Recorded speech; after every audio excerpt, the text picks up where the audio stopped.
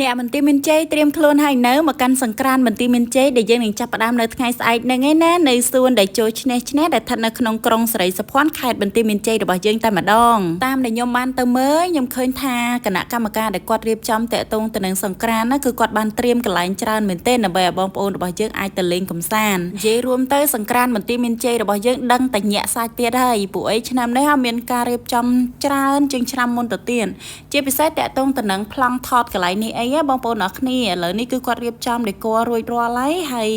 យើងអាចទៅថតរូបលេងនៅកន្លែងហ្នឹងក៏បានដែរមុនពេលដែលយើងឈានទៅដល់កន្លែងតំបន់តិចតំបន់អីអញ្ចឹងទៅកន្លែងកំសាន្តរបស់គាត់ហ្នឹងបែងចែកជាប្លុកតែម្ដងបងប្អូនគ្នាដែរអត់ចង់លេងទឹកទេអាចអញ្ជើញមកជាហៀងខាងនេះអញ្ចឹងទៅហើយបើសិនជាបងប្អូនគ្នាត្រូវការលេងទឹកលេងអីអញ្ចឹងគេមានតំបន់តិចក្នុងហ្នឹងដែរក៏មានតាក់ទងទៅនឹងបវរកញ្ញាធ្លាក់ទឹកដូចគ្នាដែរបើខ្ញុំមកកាលនៅតូចហើយគឺចូលចិត្តមើលគេលេងគប់បវរកញ្ញាធ្លាក់ទឹកនឹងខ្លាំងមែនទែនតែម្ដងអត់ដែរមានបទពិសោធន៍គប់ទេប៉ុន្តែចូលចិត្តមើលជាពិសេសនៅពេលដែលអ្នកគប់ត្រូវអីចឹងធ្លាក់បវរកញ្ញាអញ្ចឹងណាជួយហូរជួយអីគាត់គឺសុបាយតែបវរកញ្ញាធ្លាក់ទឹកលើកមុនណាភាគច្រើនលេងនៅតាមវត្តកលេចមកខាងនេះវិញតាក់ទងទៅនឹងឧបករណ៍សម្រាប់កុមារជិះប៉ុន្តែឥឡូវមិនតែកុមារខ្ញុំឃើញមនុស្សធំក៏គាត់ទៅជិះម៉ូតូជិះអីលេងនៅកន្លែងហ្នឹងអញ្ចឹងប៉ុន្តែដែលចាប់អារម្មណ៍មិញគឺគោយន្តវិញមិញគឺឆ្នៃបានស្អាតខ្លាំងមែនទែនតែម្ដងឥឡូវនេះខ្ញុំនាំបងប្អូនអរគ្នាចូលទៅមើលខាងក្នុងវិញថាតើការរៀបចំរបស់គេនឹងបានប៉ុណ្ណាហើយតើថ្ងៃស្អែកហ្នឹងតើគេបានត្រៀមអីគេខ្លះសម្រាប់បងប្អូនអរគ្នាដែលអញ្ជើញទៅលេងនៅទីកន្លែងហ្នឹងតាមដែលខ្ញុំគិតទេបងប្អូនដែលអញ្ជើញមកលេងខាងខេត្តបន្ទាយមានជ័យគឺអត់ដែលខកបំណងឲ្យព្រោះសង្ក្រាន្តនៅទីកន្លែងនេះគឺសប្បាយខ្លាំងមែនទែនតែម្ដង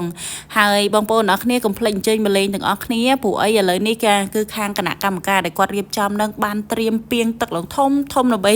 ទទួលស្វាគមន៍បងប្អូនរបស់យើងដែលគាត់ចង់មកលេងទឹកលេងអីអញ្ចឹងហើយក៏មានតំបន់តិចក្នុងការដែលបាញ់ទឹកបាញ់អីអញ្ចឹងមានការប្រគំតន្ត្រីរបស់តារាល្បីដែលគាត់នឹងអញ្ជើញមកចូលរួមជាមួយនឹងយើងដូចគ្នាដែរនៅក្នុងសង្ក្រាន្តរបស់យើងអញ្ចឹងគាត់នឹងដឹកនាំចាស់កម្មវិធីក៏ដូចជាបង្កើននៅបរិយាកាសរបស់យើងនឹងឲ្យកាន់តែមានភាពសប្បាយរីករាយបន្តទៀតដែរ